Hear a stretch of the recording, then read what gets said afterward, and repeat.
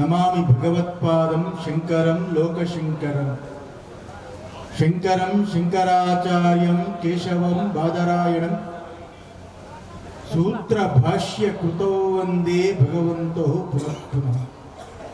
శ్రీ గురుభ్యో నమః. ఈరోజు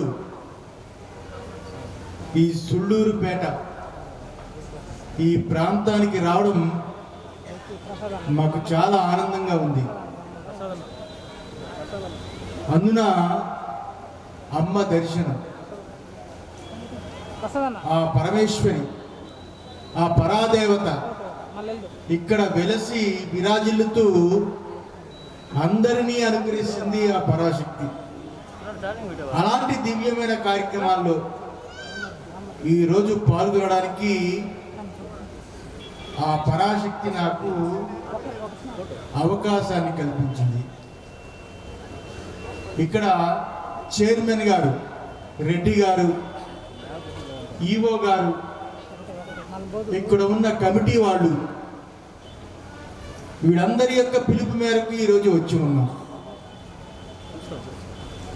ప్రపంచంలో ఎన్ని మతాలు ఉన్నా మన సనాతనమైన పరమ పవిత్రమైన హిందూ మతం ఒక విలక్షణమైనది.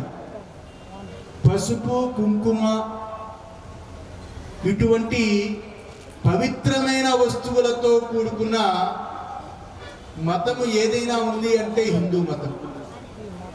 ఈరోజు ఇంతమంది తల్లులు కూర్చొని కుంకుమార్చనలు చేస్తున్నారు అంటే అది మన పూర్వీకులు చేసిన గొప్ప భాగ్యము. ఆ రకంగానే ప్రతి గ్రామాలలో ఉన్న అమ్మవారి యొక్క అనుగ్రహం.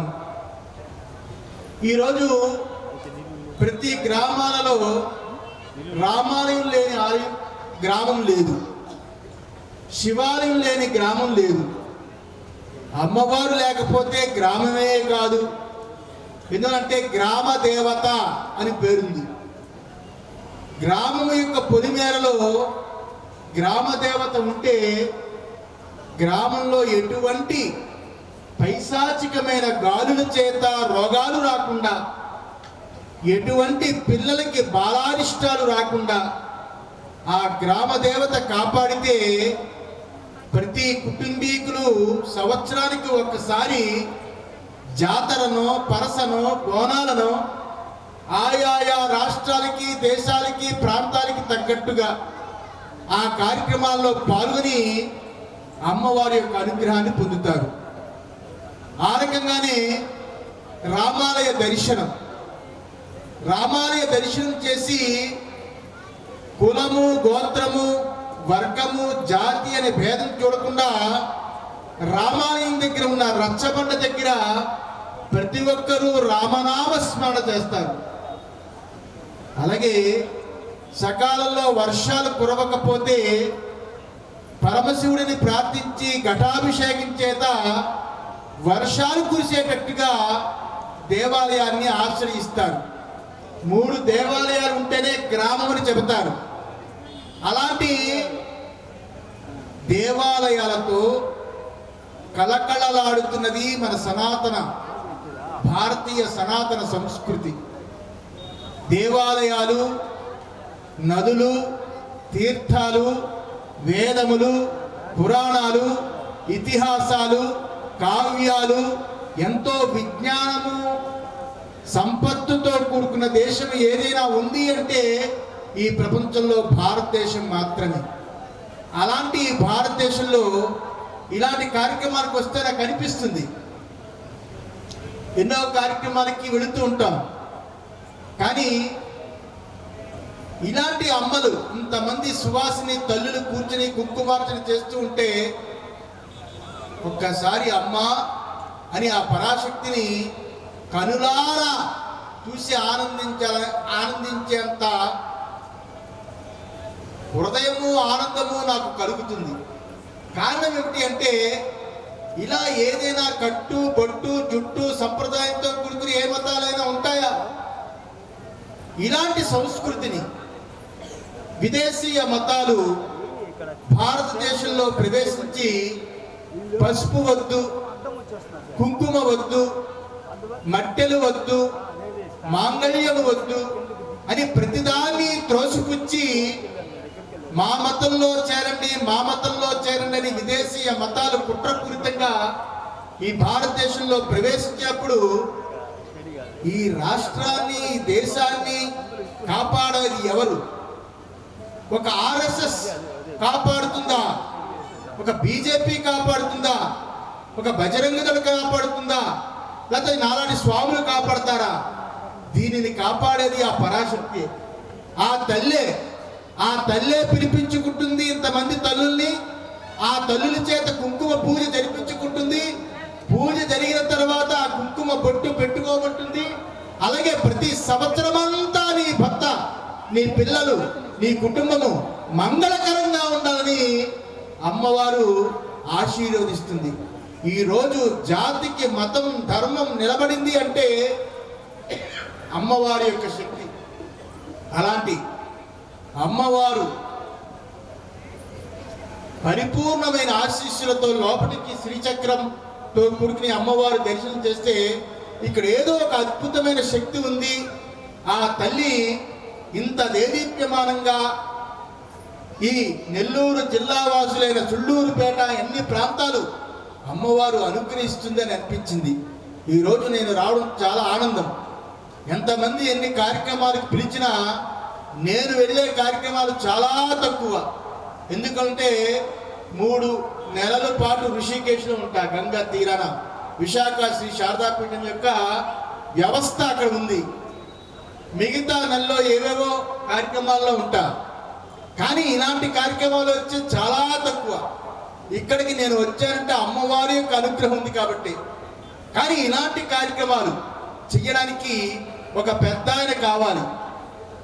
ఒకళ్ళు నడుము బిగిస్తేనే ఇలాంటి కార్యక్రమాలు జరుగుతాయి.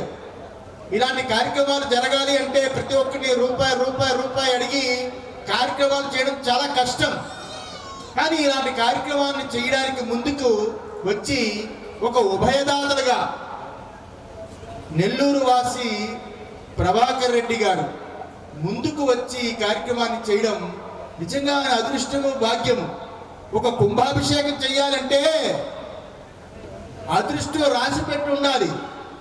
డబ్బుంటే గొప్పవాడు కాదు, ఆస్తులుంటే గొప్పవాడు కాదు, గొప్ప మనసున్నవాడే గొప్పవాడు.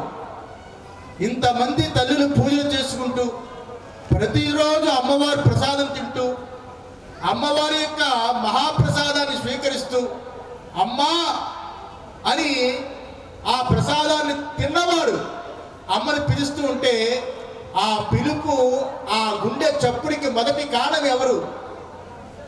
ఇలాంటి ప్రభాకర్ రెడ్డి గారు ఇలాంటి దాతలు చేసిన ఇంత గొప్ప యజ్ఞం యొక్క మహిమ. ఎందువల్లంటే కుంభాభిషేకం అంటే శిరోగతాని పాపాని అని శాస్త్రం చెబుతుంది. ఎందుకురా కొండకెళ్ళి గుండు కొట్టించుకుంటావు, ఎందుకురా అమ్మవారి గుడికి వెళ్ళి గుండు కొట్టించుకుంటావు అని ఎవరైనా అడిగితే దానికి చెప్పలేని పరిస్థితి చాలా మందికి. శాస్త్రం ఏమి చెబుతుందంటే శిరోగతాని పాపాని అని చెబుతుంది. అంటే శిరస్సును ఆశ్రయించి పాపాలు ఉంటాయని. అంటే గుండి కొట్టించుకోవడం అంటే దేవుడికి వెంట్రుకలు ఇవ్వడం కాదు. తలనీలాలు ఇచ్చాను, వెంట్రుకలు ఇచ్చాను. ఆయనకెందుకు వెంట్రుకలు? అంటే మన పాపాన్ని కడుక్కోవడానికి క్షేత్రానికి వెళతాం, పాపాలు పోగొట్టుకొని కొండ కిందకి దిగుతాం. అంటే శిరోగతాని పాపాలు పోగొడుతుంది. అలా కుంభాభిషేకాలు ఇప్పుడు బ్రాహ్మణులందరూ ఈ 5 రోజుల పాటు కలశ మండపారాధన చేసి, కలశలకి ఆరాధన చేసి, ఆ దేవతని ఆవాహన చేసి ఆ జలంలో మంత్రజలంగా మార్చి, మామూలు సామాన్య జలవది దాన్ని మంత్రపూర్వకంగా మార్చి 5వ రోజు కుంభాభిషేకం చేసిన తర్వాత ఆ జలం యొక్క నీళ్లు శిరస్సు పైన శిఖరం మీద పడితే ఆ శిఖర రూపకంగా జలంలో ఉన్న మంత్రజలాలు మంత్రపూర్వకంగా లోపలికి వెళ్ళి గర్భాలయంలో ఉన్న మూర్తికి చైతన్యం కలిగిస్తుంది. ఇప్పుడు లోపటి ఏదైనా పిండం ప్రవేశిస్తే ఆ శిరస్సు నుంచి చైతన్యం ప్రవేశించి ఆ పిండానికి ఆ మాంసపు కండకి చైతన్యం కలిగి లోపల పిల్లడు తయారవుతాడని శాస్త్రం చెబుతుంది. ఆ రకంగానే పైన శిరస్సు శిఖరం, అలాంటి శిఖరానికి మిగుల జలాలు ఏవైతే ఉంటాయో ఆ మిగుల జలాలు ప్రతి ఒక్కడు తలల మీద పడితే 7 సంవత్సరాల పాపం 7 జన్మల యొక్క పాపం పోతుందని శాస్త్రాలు చెబుతుంది. అలాంటి 7 జన్మల యొక్క పాపాన్ని పోగొట్టే ఏకైక కార్యక్రమం ఏదైనా ఉంది అంటే ఇలాంటి కార్యక్రమాలు మాత్రమే. అలాంటి దాన్ని తలపెట్టారు ఇక్కడున్న దేవాదాయ ధర్మాదాయ శాఖ. అలాంటి దాన్ని చెయ్యాలని కంకణం కట్టుకున్నారు కమిటీ వాళ్ళు.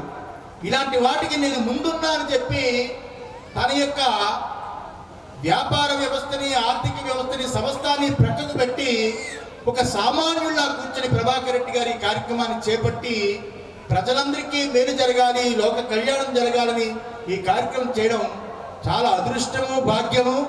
అందులో ఈ సంవత్సరం సరిగా లేని పరిస్థితి, గ్రహాలు సరిగా లేవు. ధనస్సులో శని ఉన్నాడంటే, ధనస్సు అంటే భారతదేశాన్ని యొక్క రాశి. శని ఉన్నాడు, కుజుడు బాగోలేడు, కొన్ని గ్రహాలు అటు ఇటు ఉన్నాయి. ఇలాంటి విపత్కర పరిస్థితిలో ఇలాంటి అమ్మ యొక్క అనుగ్రహం ప్రజలకి, రాష్ట్రానికి, దేశానికి ఉండడానికి ఇలాంటి ఆధ్యాత్మిక కార్యక్రమాలు, ఉన్నతమైన కార్యక్రమాలు జరగాలి, జరిపించాలి. దానికి ముందుండి సంవత్సరం ప్రారంభంలోనే ఈ కార్యక్రమానికి నడుపించి ఇంత పెద్ద కార్యక్రమం చేయడం వారికి, కమిటీ వారికి, అలాగే దేవాదాయ ధర్మాదాయ శాఖకి అందరికీ అమ్మవారి యొక్క ఆశీస్సులు పరిపూర్ణంగా ఉండాలని ఆశీర్వదిస్తూ ముగిస్తున్నాం. నారాయణ.